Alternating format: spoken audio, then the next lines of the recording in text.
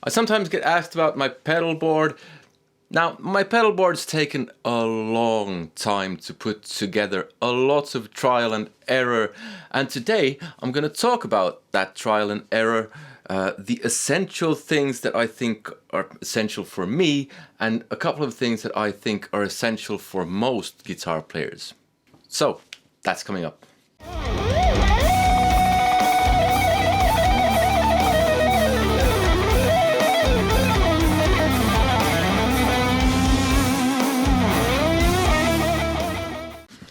Hello and welcome to another video with me, Elmo Karjalainen. It's good to have you along today. I'm talking about my pedal board. I kind of promised that I would do this around the 20,000 subscriber mark. Well, I'm past that, but yay! Pedal board 20,000 subscriber reveal thingamajig.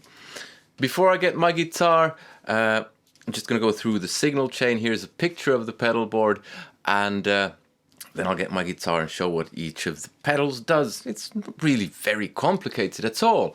But anyway, my signal enters into the Polytune by TC Electronic. So that's where it comes in. Everyone needs a tuner, come on. I can swap the Polytune out for my wireless receiver, which I most often would have there. Because I like a wireless unit. It's especially nice on smaller stages, which is kind of counterintuitive because it frees you from all the hassle of the cables. Yes, on a big stage you can run around more, but it's especially nice on a smaller stage, so you're not tripping up on so many cables. So into the Polytune, I hope you can see the laser I'm using, into the Polytune, out from that into the Morley Bad Horsey Wah, out from that into the MXR Univibe, and from that into the Octavio by MXR, into the Nobles ODR1, into my Strymon Riverside, which is kind of the heart of the whole thing. I used to use the Fender Yngwie Malmsteen Overdrive. Still might in the studio. This just is more versatile and basically does what the Yngwie Overdrive does basically just as well. And it has a built-in noise gate. It's brilliant. So okay, from that we go out into the input of the Marshall. Then the Marshall has a loop. So I send the signal into the Strymon timeline. From there into the Boss RV5. From that into a volume pedal, and from that, this is my little secret weapon with the plexi. That's a volume pot. That's my master volume basically. Okay, let me get my guitar and I'll start going through what the different pedals do. Okay, so no points for guessing what the tuner does. Everyone knows what a tuner does.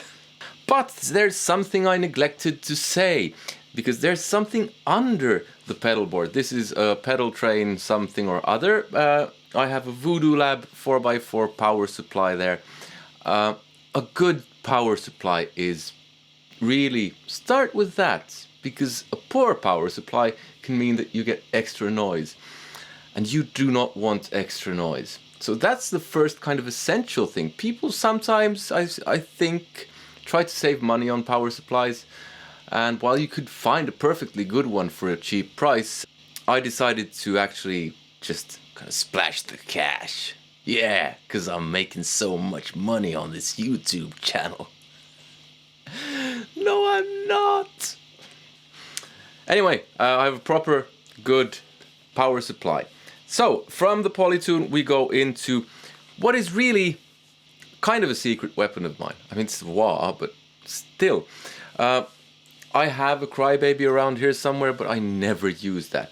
I mean, you can do this stuff with the Crybaby just fine, but this, let me just turn down the volume a bit. This, you can just stand on it and find a nice sweet spot. So if I were to use my regular tone,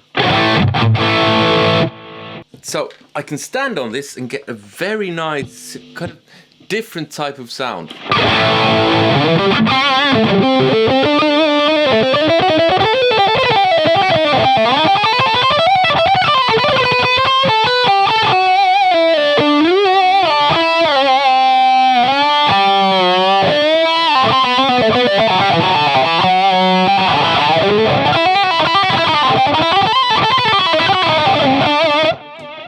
And I think it just has such a broad sweet spot that where you can just stand on it, whereas the regular Crybaby doesn't. I mean, it's brilliant for some stuff, but I just really like, I absolutely love this.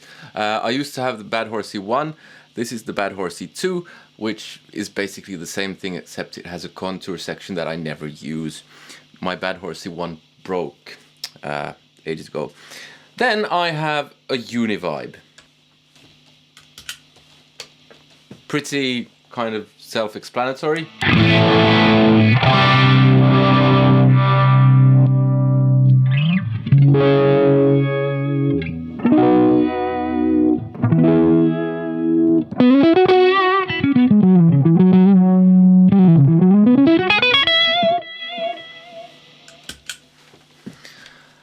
Yeah, I tried a chorus there. The MXR micro chorus, I didn't really like it. I wanted the Univibe type thing, so finally I just got a Univibe. I did have the Digitech, forget what it was called now. Anyway, does fairly similar thing, but wasn't crazy about that either. Another modulation effect might be nice to have. Anyway, from that we go to the Octavio, which this produces some real crazy sounds. First off, if you just use it with the amp, it's not my cup of tea.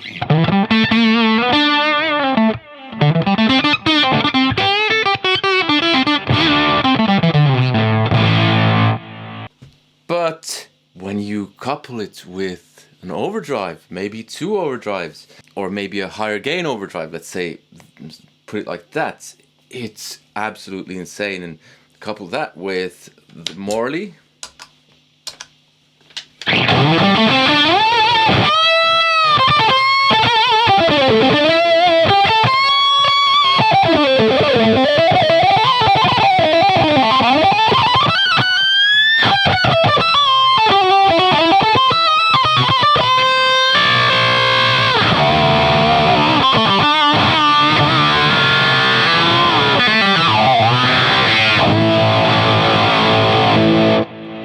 Yeah, that's seriously insane stuff. I absolutely love that.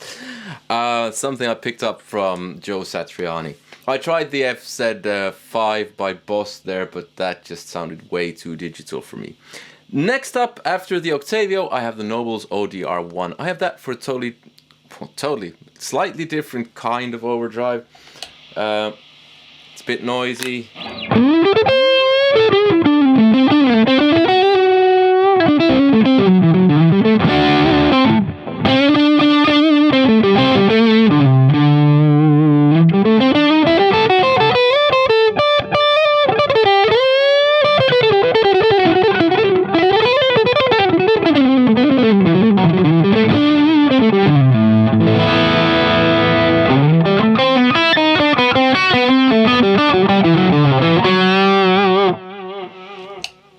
Okay, and then I have the Strymon Timeline, Riverside, where I have two. I have the favorite sound, which is kind of the heart of that's my sound. But I have a second type of sound on the panel.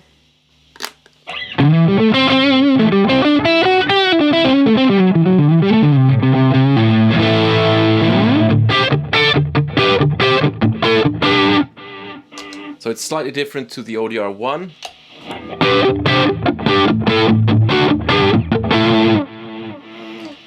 But the nice thing is that they stack together nicely as well, so you can use them both.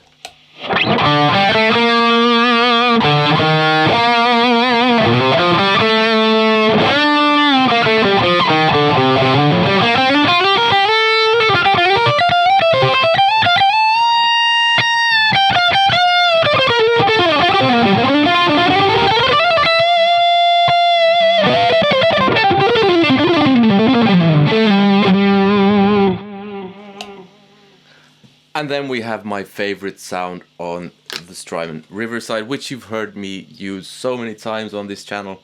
If you've ever been on this channel, subscribe if you haven't.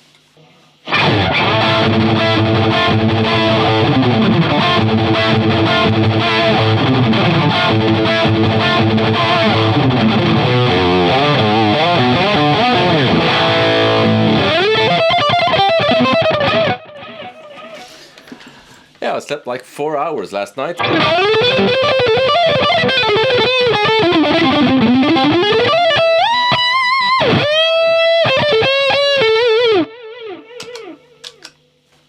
At the moment, that's my favorite overdrive pedal. If you do find yourself wanting some of this stuff, I have links in the description. They are affiliate links, so if you do buy any of the gear from those links, I get a small commission, helps the channel. But yeah, so if you want to get any of this stuff, there's a link in the description. Okay, then we have the Strymon timeline, which is next in line. That's the first thing that the amp sends the signal to, and that's usually always on.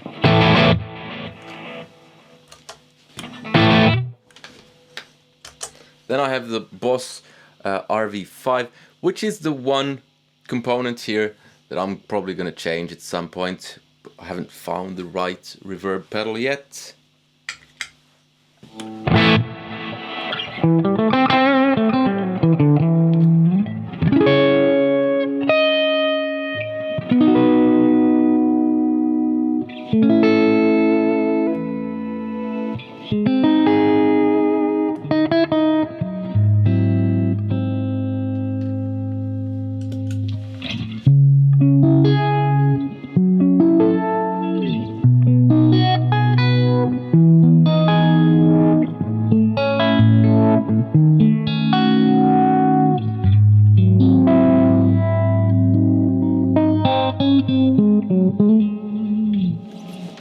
Now all of these things are kind of interchangeable to other things. Everyone needs a tuner. Everyone doesn't need an overdrive pedal. Everyone doesn't need a univibe or a modulation effect or a reverb or a delay. Some people don't need any of this stuff except for the tuner. Although I do think it's a good idea to learn to tune by ear as well. But the next thing that I have here, the volume pedal. This is something that I think often separates a professional from a non-professional. I mean, I don't know how many times I've been to see bands where the guitar player doesn't boost his or her own solo, and as a consequence you can't hear the solo. You need a volume pedal or some kind of boost system, if it's in the amp or whatever, something to raise the volume so that when it's your solo you can actually be heard. So that you can hear yourself better on stage and get down your volume levels when you're playing rhythm, so that that helps with stage balance, the balance of volumes on stage. It's generally a good idea not to play too loud. When it comes time to solo, it might be that your front of house person, the guy doing the mixing, is either asleep, talking to some nice looking woman, or just doesn't realize it's your solo.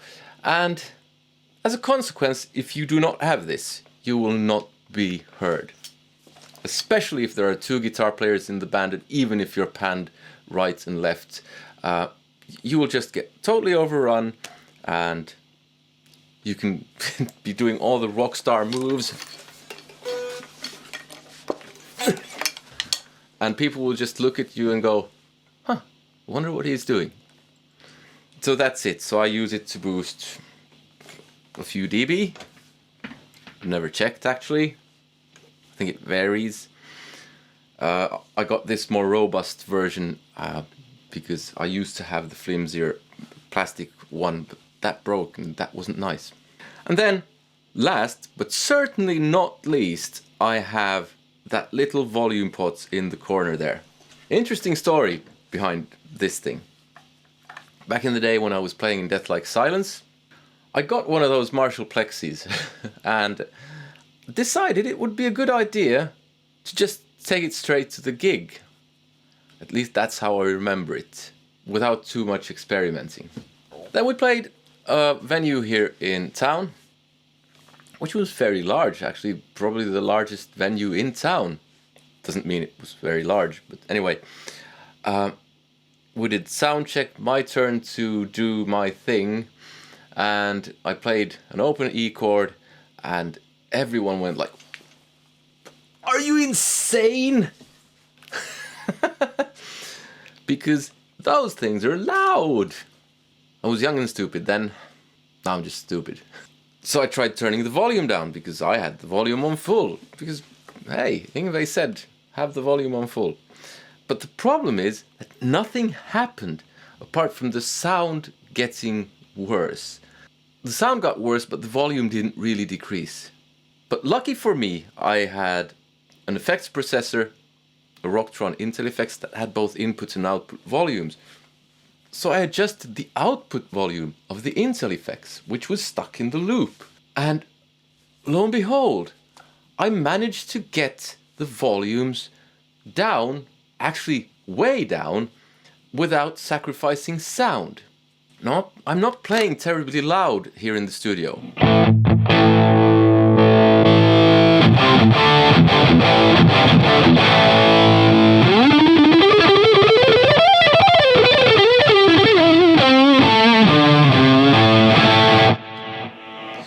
Now, the thing is that you do get a slightly better sound when you just ditch the volume pot. You get slightly more power amp breakup, and it's even crazier than this. But it's just not practical for most uses. I think I paid around 15 or 20 euros for that little volume knob. Sadly, that guy doesn't make it anymore. I've found a couple of alternatives. I've bought spares so that in case that breaks. Yeah, the story behind me getting that volume pot was that the Rocktron Intel effects broke later on. So I ended getting that as a brilliant cheap solution, because I already was starting to gravitate towards a pedal board anyway. And yeah, that's it. It took ages to get this stuff right. I've gone through different delays. I've gone through different reverbs. I've had different volume pedals. I've had different wahs. It's basically an accumulation of, should I say, 20 years of playing hard rock, heavy metal music, roughly, with roughly this amp setup. And it's gathered pace once I started this YouTube channel, when I started reviewing pedals and started actually thinking about this. So for me, you need a tuner, you need a good power supply, and you need a volume pedal, especially if you play kind of loud music. If you're a trio, you might not need one. But if you're more than 3 people playing instruments, it's gonna start becoming mush. Yeah, so get one of those. If you want to watch more of my gear videos, there's a playlist. There's also a playlist with my music. Click like if you like the video. If you have any questions, leave them in the comments, or any comments. And subscribe if you haven't already hit that bell notification thing. And join me on Patreon. You get access to my music and to my Guitar Academy. You can take that stuff for free if you want to. There's a link in the description to that as well. Yeah, I hope you enjoyed it. Have a nice day. Take care. Goodbye.